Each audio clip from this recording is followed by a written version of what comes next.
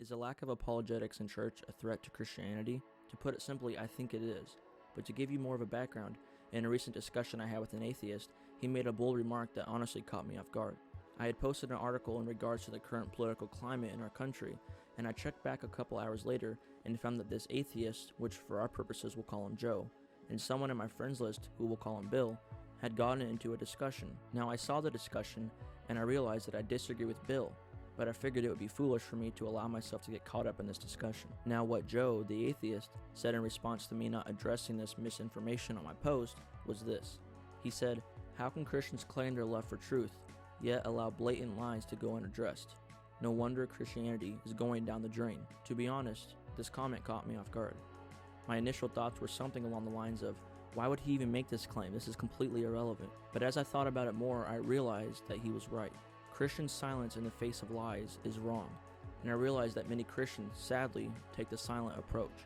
This is no doubt a big problem for Christianity, or at least for Christians. So I decided to reach out to more Christians on the Trinity Radio Primetime discussion group, and I asked them what they thought the greatest threat to Christianity was.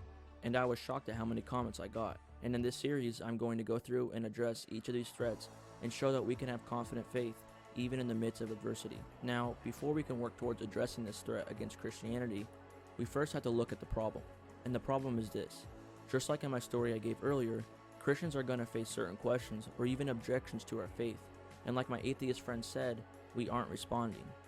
Now, there are several reasons why sometimes we as Christians don't respond. One is just that we're simply unaware of the need or even the demand to respond, or maybe it's just that you don't know how to respond. Either way, the answer is never silence. Our culture more than ever needs the truth, and part of this is addressing the lies or even the misunderstandings. So what can we do in addressing this? The first thing, and this is very important, is to have a desire for truth. Develop a desire to seek out and cling to the truth. I'm a Christian simply because it's true. Now granted, there may be other reasons why I'm a Christian, but at the end of the day, Christianity is true, and that's why I believe it. John 8:32 says, "The truth shall make you free."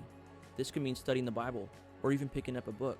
For example, I'm currently reading J.P. Moreland's book on the soul. Whatever it is, just develop a love for truth. The second thing is to reach out and voice that truth. If someone has a question, you should be able to give him an answer respectfully, as stated in 1 Peter 3:15. No matter what circumstances you face, your circumstances should never excuse your silence. And as you continue watching these videos, I pray that it will show you how you can be confident in your faith, even in the midst of adversity.